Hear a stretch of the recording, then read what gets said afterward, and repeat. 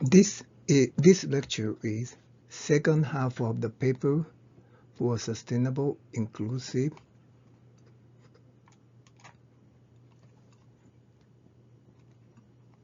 what we must learn from the Japanese Eugenic Protection Act.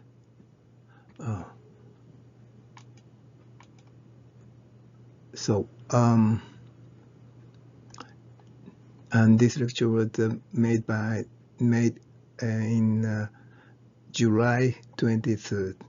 So let's get started. Mahidol Furui is my wife and co-author of the article. So Mahidol was born in 1952 and diagnosed with cerebral palsy in 1954. The following is a short expert story. Mahidol's life is the statement against the eugenic value. In 1970s, Mahidol and her group would stand up to the government about the Japanese Eugenic Protection Act and BBM. They protested saying, "Who are you to label us to uncomfortable, unfortunate, or miserable?" And this story is one of the root of the barriers making it difficult for the people with disability. Mahidol has lived in a happily full life in spite of it.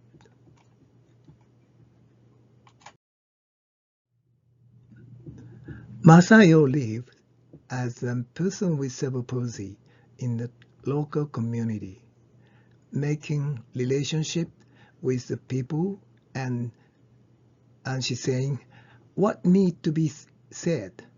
And we also have the wonderful children.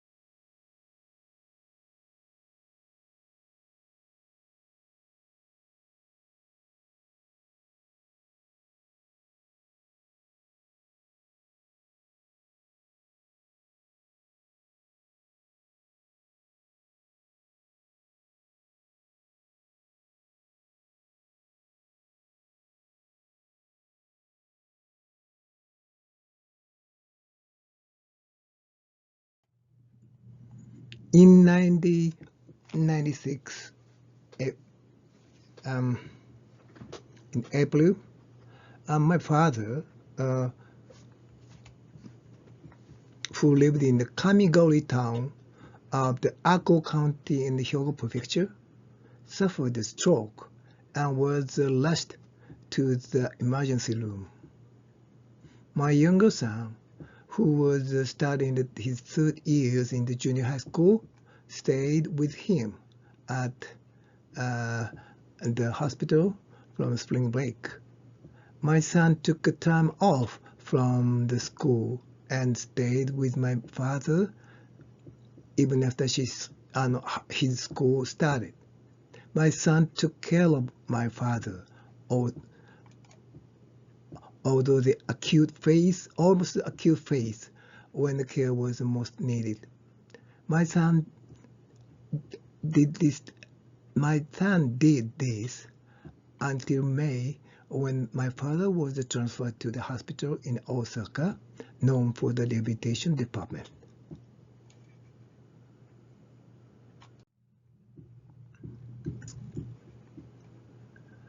My father's sustained paralysis in his right side and also suffered from the impairment of speech, aphasia.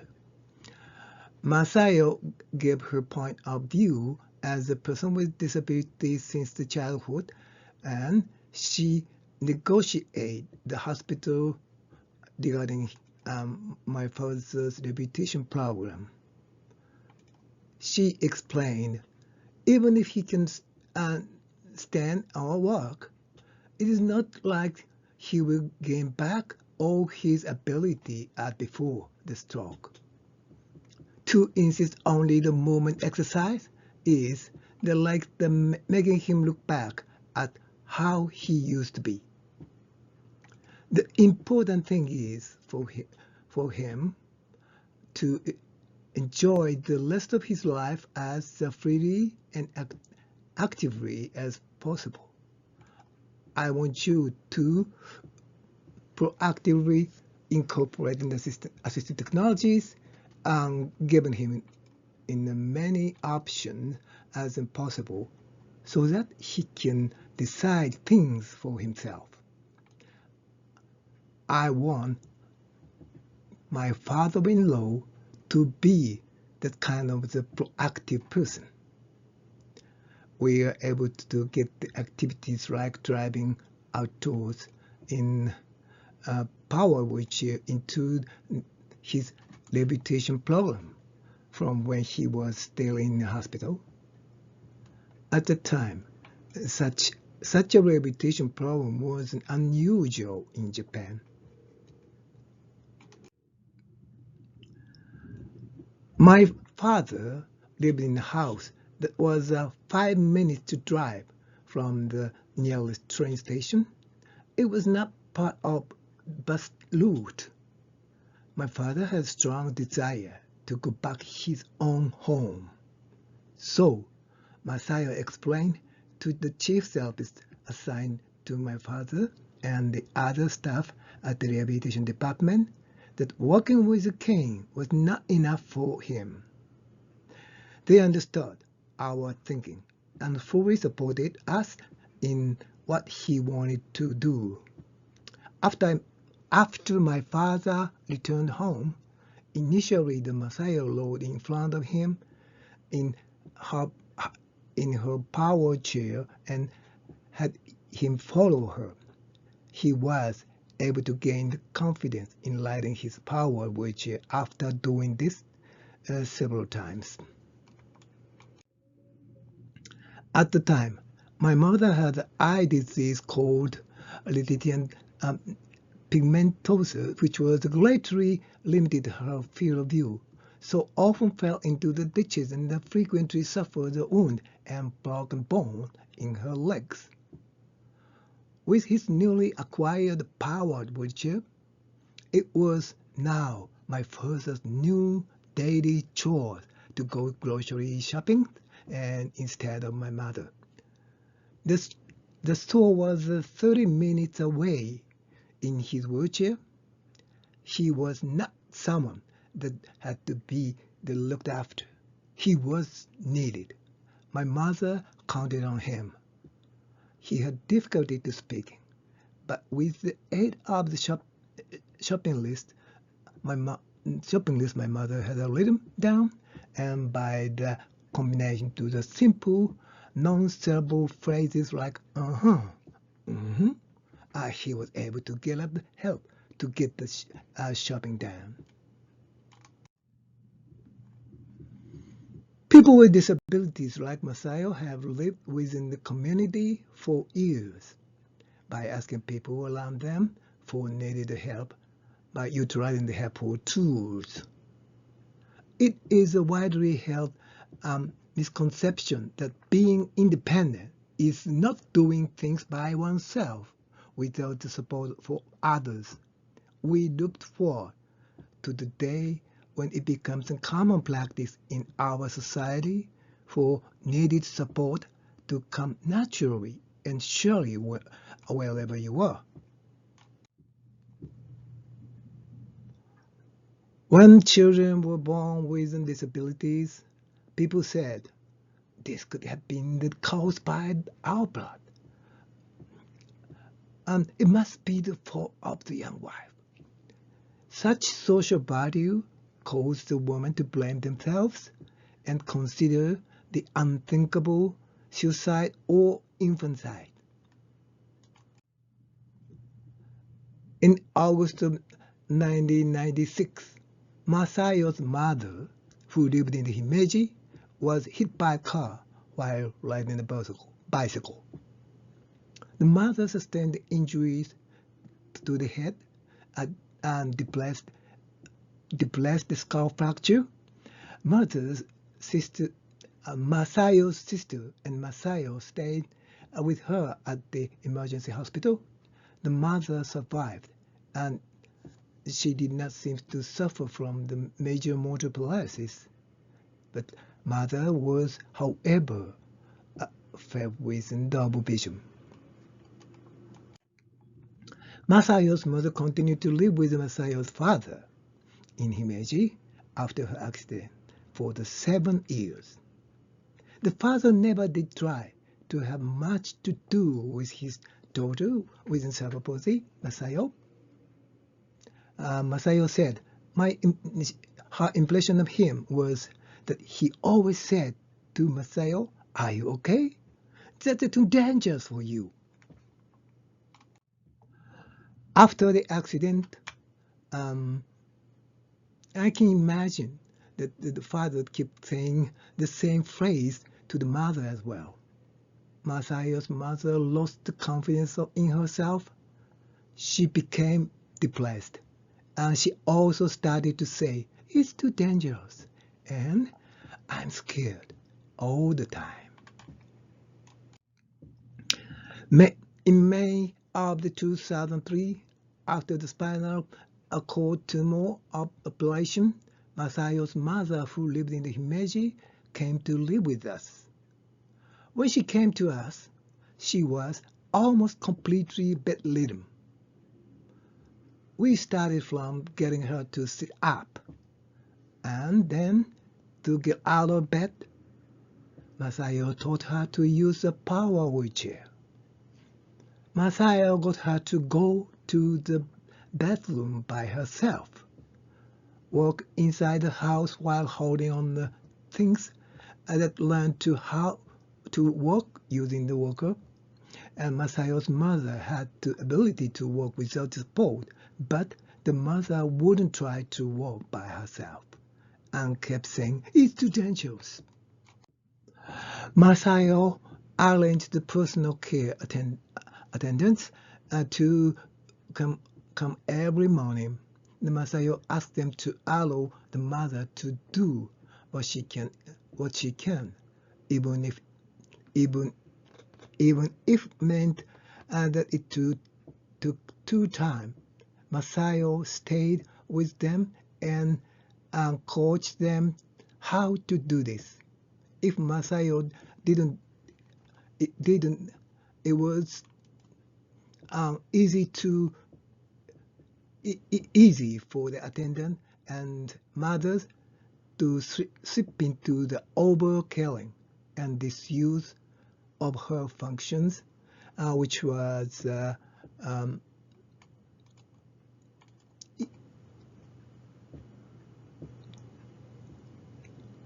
easy trying to do for both sides. In 7 years after her accident, it had become her habit to face down on the table and fall asleep, or whenever she had nothing to do.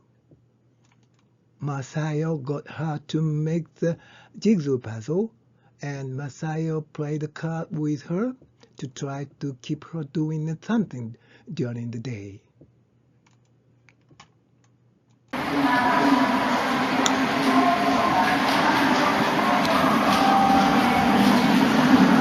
She ultimately relied on Masayo's independent living skills.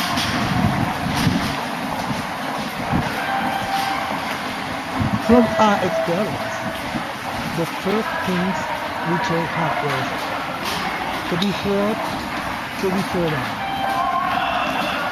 We encouraged her to use the power wheelchair when she was still somewhat able to walk. our house is mostly wheelchair accessible.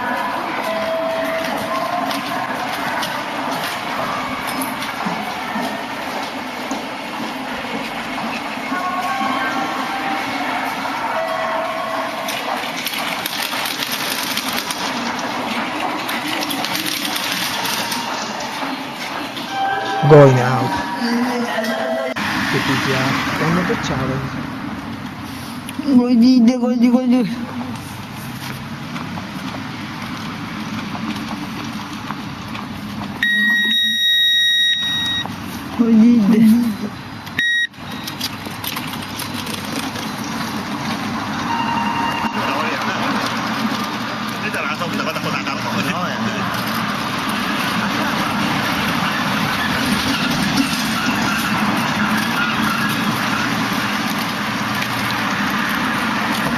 And sidewalk it usually happens with some uneven surface and she can drive forward on the side.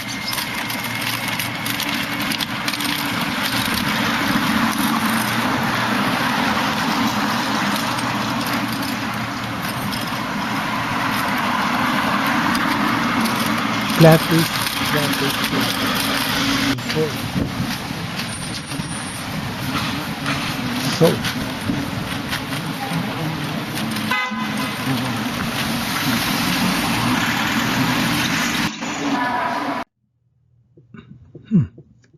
it took time for her to learn to use the powered wheelchair because, unlike my father, she did not have to motivation. Masayo first tried to ride in front of mother, like Masayo did with my father, but the mother kept saying, "I'm scared," and only moved to the clawing speed. It took several months for her to follow Masayo at slow walking speed. The supermarket was only about 300 meters away. First, Masayo repeatedly explained to her how to get there. Then they started off with Masayo leading her, and Masayo would speed up and lose her, and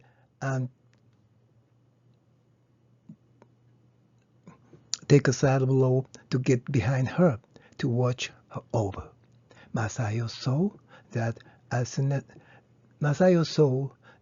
as she lost the sight of Masayo, mother stopped moving. She would look around but not move. From there, it was a fight against the newly acquired phrase, I can only go if you were with me.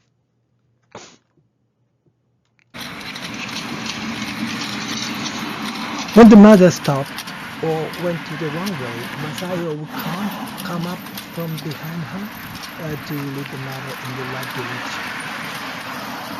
When she eventually got to the where the mother wanted to go, Masayo encouraged her, saying, you did it.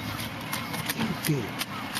After about 6 months, she started going grocery shopping on her own. The mother was able to figure out the right amount of things buy for our whole family, including me.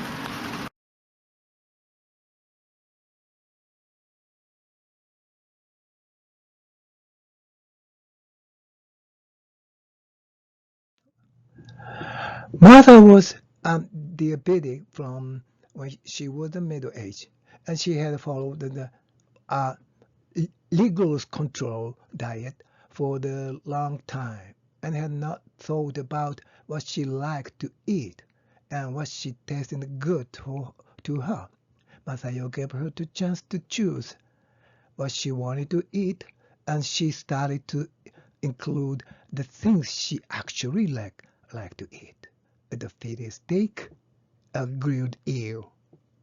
However, she tended to buy her favorite food, which was a narrow range of items, and we had to bear with and eating the same kind of the things over and over again. By the time the mother went to the bathroom to her own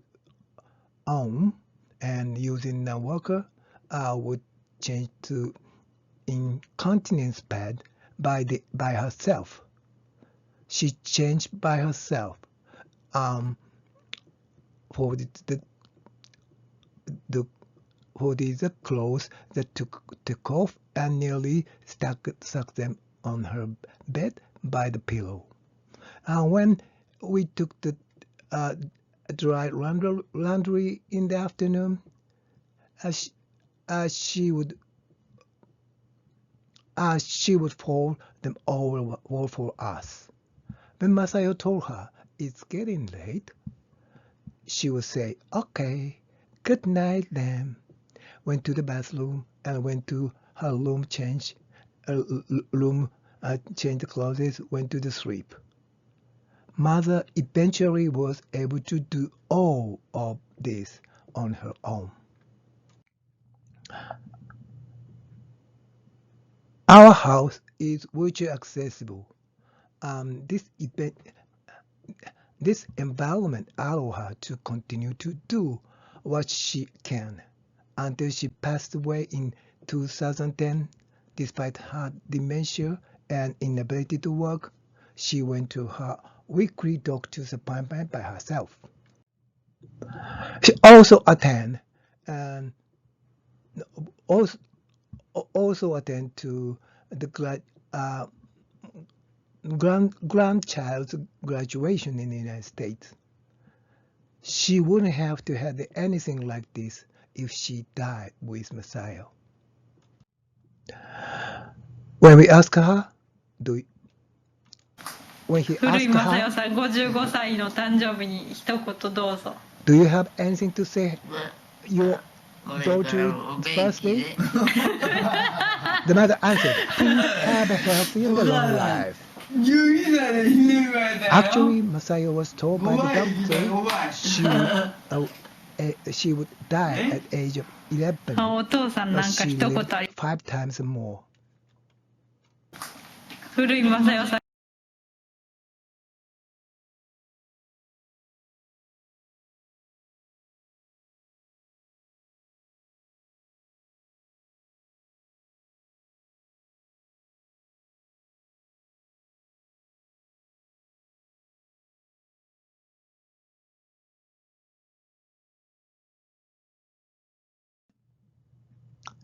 After 50 years,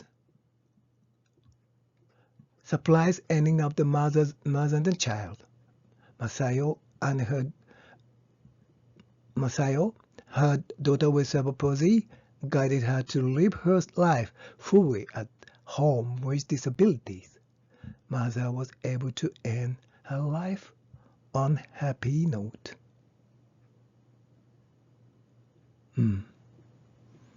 Masayo also using the power chair, electric elevation, so it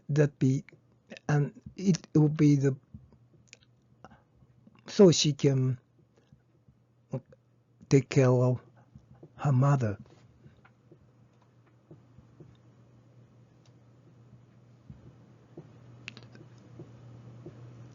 It was the real power of the assistive technology. Thank you for listening.